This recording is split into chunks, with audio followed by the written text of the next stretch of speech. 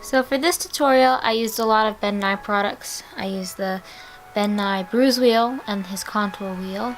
I also used a lot of brushes I got off Amazon, his nose and scar wax, liquid latex, setting powder, and I also used Mary Kay oil wipes, petroleum jelly, Cinema Secret blood gels, and liquid latex, and also a little bit of Bat&B blood.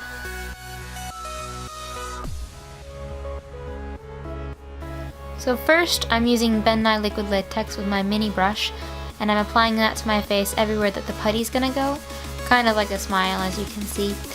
And this is important because when it's dry, it helps the putty apply to my skin, and it makes for an easier cleanup. You do need to let it dry, however, or it doesn't work.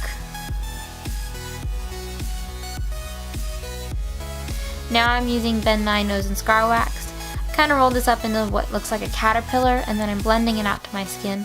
The blending is one of the most important parts because if you don't blend it, it doesn't look like it's part of your skin, and it falls off a lot faster.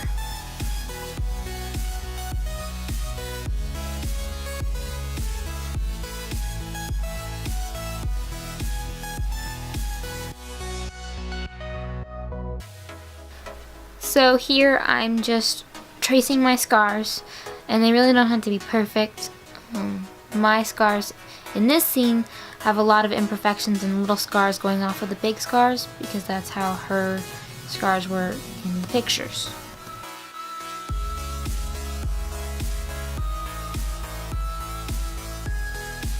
So once I've smoothed out all the putty, I'm applying another layer of liquid latex to each side just to protect the putty. And again, you need to let it dry.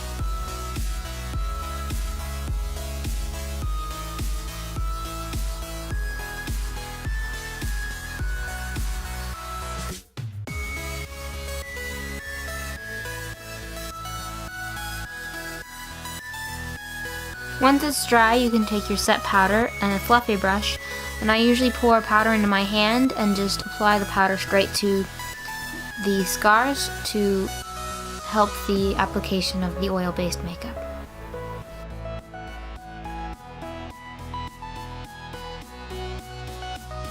So now we're moving on to the paint, and I'm using my Bat&B bruise wheel and some of the contour just for the colors. Basically, I'm starting with making everything seem red because she was extremely sunburnt from being left out in the sun. And for this, I'm using the darker colors on the inside of the scars to give them more definition, and lighter colors like yellow and peach on the outside to make it look more like a burn or a cut. So for a minute, I'm going to talk about the Glasgow smile, and the Glasgow smile, as we see on the Black Dahlia, is also known as the Chelsea smile or the Cheshire Grin.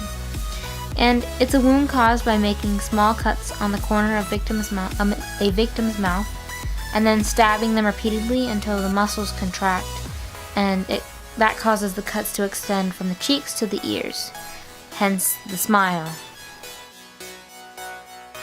Usually the act is performed with a small knife or a piece of broken glass.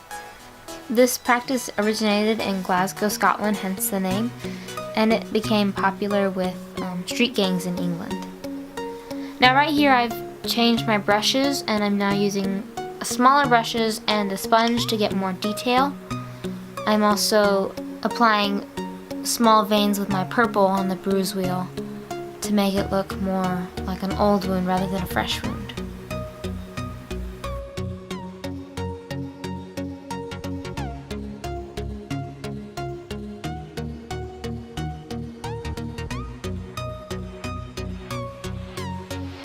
As I'm finishing up coloring, I'd like to make a note that the Black Dahlia wasn't the only one in history with this famous smile. Two of the best examples are actor Tommy Flanagan. He was given the Glasgow smile outside of a Scottish bar.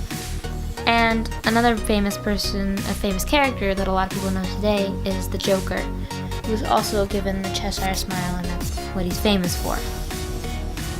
I'm also extending the color and wounds to my chest to give more of a dead and abused effect in the video we're making.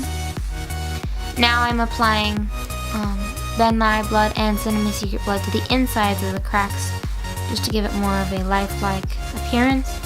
And I'm letting this dry for a little while so that it looks more like dried blood as opposed to fresh blood.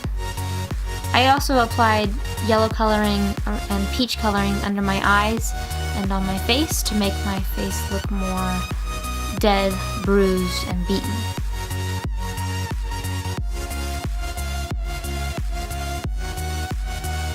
So that was my makeup representation of the Black Dahlia, and I hope you enjoyed it. Thanks.